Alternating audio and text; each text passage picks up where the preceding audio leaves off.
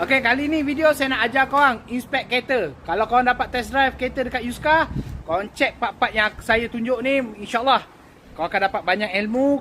Mungkin dapat selamatkan korang juga daripada terbeli kereta banjir ataupun kereta accident. Okay, so kalau korang rasa video ni bermanfaat, bantu repost video ni, share dekat kawan-kawan yang tengah cari kereta. Jangan lupa follow saya juga guys. Okay, jom mari.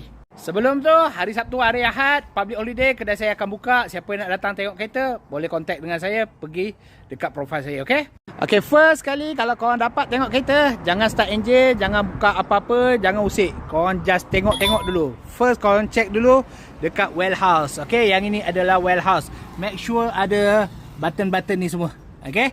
Kiri kanan well house wajib sama. Bentuk dia mesti sama, tak boleh lari sebelah sengit sikit, sebelah sengit sikit. Itu menunjukkan kereta tu ada accident. Okey, termasuk dekat panel bawah ni semua, make sure sama. Nampak? Dia mesti sama kiri dan kanan. Lepas tu dekat bahagian belakang pun sama juga. Boleh tengok dekat bahagian pillar atas ni, wajib sama kiri dengan kanan. Okey, tak boleh sebelah sengit sikit, sebelah sengit sikit. Itu menunjukkan ada kesan accident. Lepas tu kalau perasan ada dot dekat sini, nampak? Ada button dia juga. Wajib ada button. Itu adalah mall kilang punya. Okey. Okey, daripada bahagian bawah kena tengok ada lekuk-lekuk ni. Ni memang ada lekuk ni, wajib ada molding daripada kilang, okey. Termasuk silikon kat bawah ni. Itu menunjukkan kereta ni memang original kilang punya, molding kilang, okey. Boleh buka je, tarik, angkat, tengok benda-benda ni, nampak tu.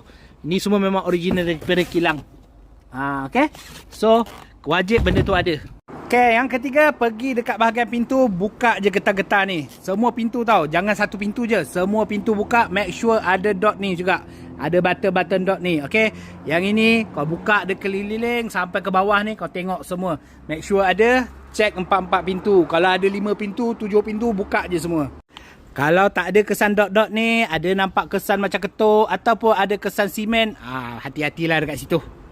Tapi ini saya ajar macam mana nak tengok major accident ni tau. Minor-minor yang ada accident depan-depan sikit ni, itu tak penting pun. Itu benda-benda kecil je. Selalunya memang kebanyakan kereta second hand ada minor accident tu.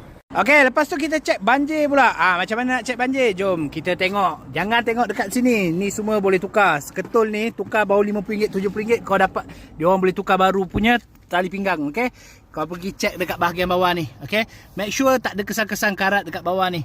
Menunjukkan dia cantik, bersih, bukan kesan banjir. Okay, kalau macam ni memang TikTok lah, memang nampak original dia.